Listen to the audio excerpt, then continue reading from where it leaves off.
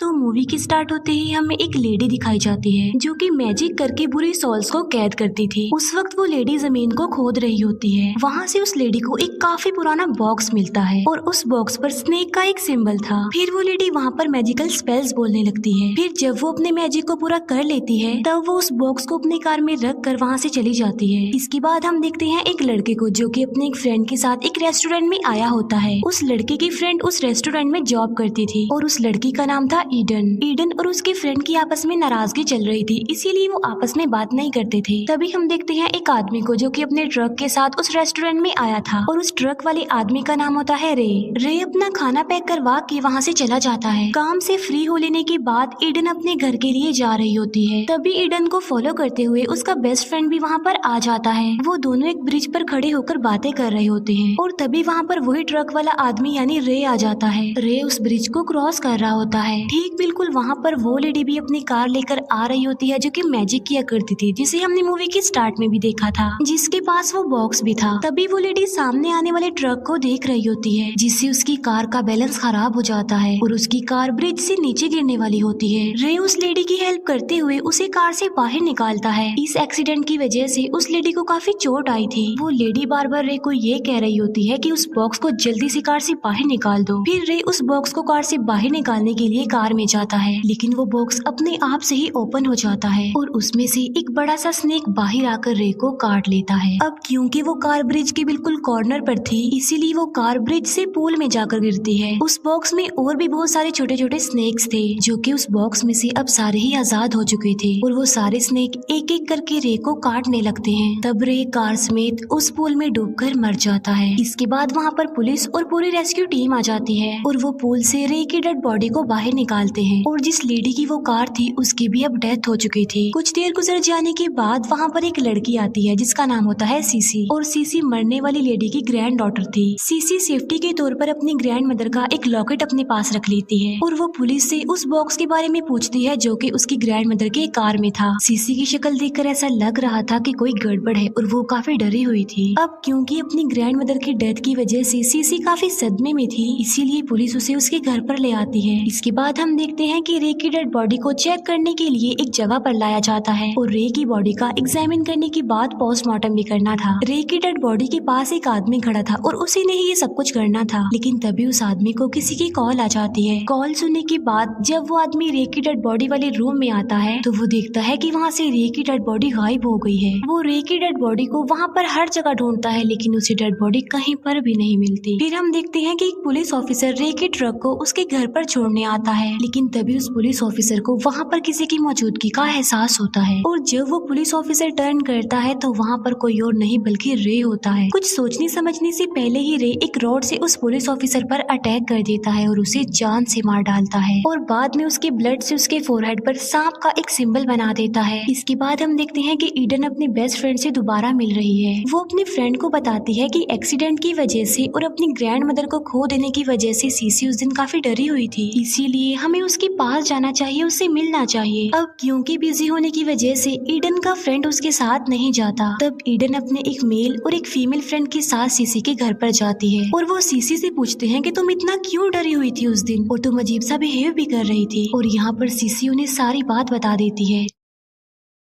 कि मेरी grand mother बुरी सोल्स को कंट्रोल करके उन्हें कैद कर सकती थी और उन्होंने 13 बुरे स्पिरिट्स को सांपों के रूप में उस बॉक्स में बंद करके रखा हुआ था। बाद में मेरी ग्रैंड मदर ने उस बॉक्स को दफना दिया, लेकिन बाद में वहाँ पर कोई खुदाई हुई और उस बॉक्स को बाहर निकाल दिया। फिर मेरी ग्रैंड मदर उस बॉक्स को कहीं और पर शिफ्ट करने जा रही थी, लेकिन रास्ते में उनका एक्सीडेंट हो गया और मेरी ग्रैंड मदर इस एक्सीडेंट में मारी गई। बाद में उस बॉक्स के साथ रे भी पानी में चला गया। वो ये भी बताती है कि जब पुलिस ने उस बॉक्स को चेक किया था तब वो खाली था और अगर उस बॉक्स में कैद बुरे स्पिरिट्स यानी सांपों ने किसी भी पर्सन को काट लिया तो सारे बुरे स्पिरिट्स उस इंसान की बॉडी में आ जाएंगे, जिससे वो आदमी उन बुरे स्पिरिट्स के कंट्रोल में आ जाएगा और एक एक करके सबको मारता जाएगा। तब ईडन बोलती है कि पिछले 2-3 दिन से कुछ लोगों की डेथ्स हुई हैं। तब सीसी कहती है कि ये किसी और का नहीं बल्कि रे का काम है, क्योंकि उन 13 बुरी सोल्स ने उसे अपने कंट्रोल में कर लिया है। अब क्योंकि ईडन इन बातों पर बिलीव नहीं करती थी, इसीलिए वो इन बातों को फजूल ही समझती है, इसीलिए वो अपने दोनों फ्रेंड्स को हेल्प लाने के लिए बाहर भेजती है, क्योंकि ईडन समझ रही थी कि सीसी अपनी ग्रैंड मदर की डेथ की वजह से शॉक्ड में है। ईडन के फ्रेंड जब बाहर आते हैं तो वो देखते हैं कि किसी ने उनकी कार को उल्टा कर दिया है। वहीं पर उन्हें रे का ट्रक भी दिखाई देता है और तभी सडन उनके सामने रे भी आ जाता है और रे अब बिल्कुल चेंज हो चुका था। रे को वहाँ पर देखकर वो दोनों फ्रेंड्स वहाँ से भागने लगते हैं। यहाँ पर रे भी उनके पीछे लग जाता है। इतनी ही देर में वहाँ पर ईडन भी आ जाती है और वो भी रे को वहाँ पर देख लेती है और वो समझ जाती है कि रे सबको मारना चाहता है। ईडन और उसकी फीमेल फ्रेंड तो सीसी के घर में आ जाते हैं, लेकिन ईडन का मेल फ्रेंड बाहर ही गिर जाता है। तभी रे वहाँ पर आकर एक रोड को ईडन के फ्रेंड के पाँव में घुसा देता है। रे अब सीसी के घर में भी घुसना चाहता था, लेकिन बुरी स्पिरिट्स को भगाने वाली वहाँ पर एक रेड लाइन बनाई गई थी जिसे रे क्रॉस नहीं कर सकता था। अब ईडन का फ्रेंड रोड पैर में लगे होने की वजह से फंसा हुआ था। वो काफी इंजर्ड हो गया था और वहाँ से भागना चाहता था, लेकिन रे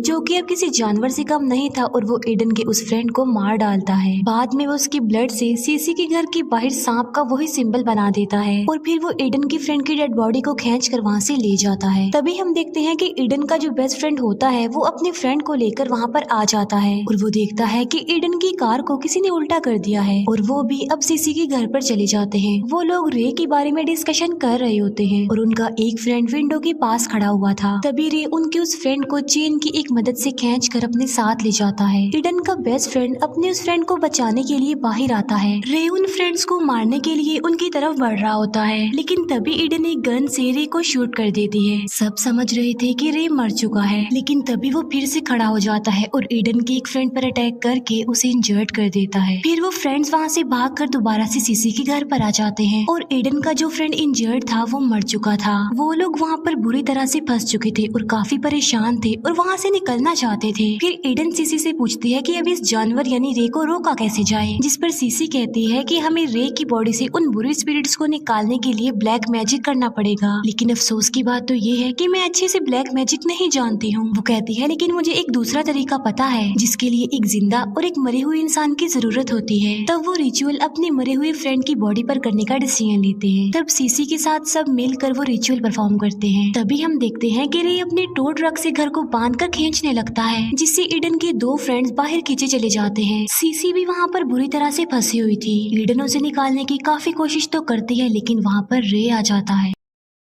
तभी सीसी एक नाइफ से रे की बॉडी पर स्टैब करती है, जिससे रे को चोट लगती है। इसका मतलब ये है कि रिचुअल अपना असर दिखा रहा था, लेकिन इसके बावजूद भी सीसी रे को रोक नहीं पाती। इसीलिए रे एक बड़े चाकू से सीसी पर स्टैब करके उसे मार डालता है। तभी वहाँ पर ईडन के दो फ्रेंड्स अपनी जीप लेकर आ जाते हैं। फिर वो तीनों उस जीप में बैठकर वहाँ से निकल जाते हैं, लेकिन उनके पीछे रे भी पड़ा हुआ था। फिर रे एक चेन की मदद से ईडन की फीमेल फ्रेंड को पकड़ लेता है। ईडन अपनी फ्रेंड को बचाने की काफी कोशिश करती है, लेकिन सामने एक ट्री आ जाता है, जिससे टकराने की वजह से ईडन की वो फीमेल फ्रेंड मारी जाती है। अब सिर्फ ईडन और उसका बेस्ट फ्रेंड ही सर्वाइवर थे और वो वहाँ से निकलने की कोशिश करते हैं, लेकिन आगे जाकर वो देखते हैं कि रास्ता बंद है, इसीलिए वो जंगल की तरफ भागने लगते हैं और यहाँ पर रे भी उनके पीछे पड़ा हुआ था। फिर जब वो चेक करते हैं तो रे उन्हें कहीं भी नजर नहीं आ रहा होता। फिर वो दोनों आगे बढ़ ही रहे होते हैं कि उनके सामने रे आ जाता है और यहाँ पर ईडन का बेस्ट फ्रेंड रे का मुकाबला करता है बहादुरी से और वो ईडन को कहता है कि वो वहाँ से जल्दी से भाग जाए। फिर ईडन भागते भागते एक कब्रिस्तान तक आ जाती है। जब वो वहाँ पर देखती है तो उसे रे और उसका फ्रेंड कहीं पर भी नजर नहीं आ रहे होते। फिर ईडन देखती है कि वहाँ पर सांप के दो सिंबल थे जिन्हें रे ने बनाया था वहाँ पर, और वहाँ पर उन सब लोगों की डेड बॉडीज भी मिल जाती हैं जो पिछले कुछ अरसे से मर रहे थे और मिसिंग थे। तब वहाँ पर ईडन को किसी की आहट महसूस होती है। तब वो जल्दी से जान बचाने के लिए उन डेड बॉडीज में ही छुप जाती है और वहाँ पर कोई और नहीं बल्कि रे था और रे वहाँ पर ईडन की बेस्ट फ्रेंड की डेड बॉडी को फेंकता है। ईडन देखती है कि उसकी बेस्ट फ्रेंड के सर पर चाकू से स्टैब किया गया है, यानी इसका मतलब ये है कि वो भी मर चुका है। उसकी डेड बॉडी देखकर ईडन काफी दुखी हो जाती है। फिर वो एक नाइफ लेकर रे पर अटैक करने के लिए आगे बढ़ती है, लेकिन रे उसका हाथ पकड़कर उसे ऐसा करने से रोक देता है। तब ईडन की नजर करीब पड़ी हुई वाइन की एक बोतल पर पड़ती है और अब रे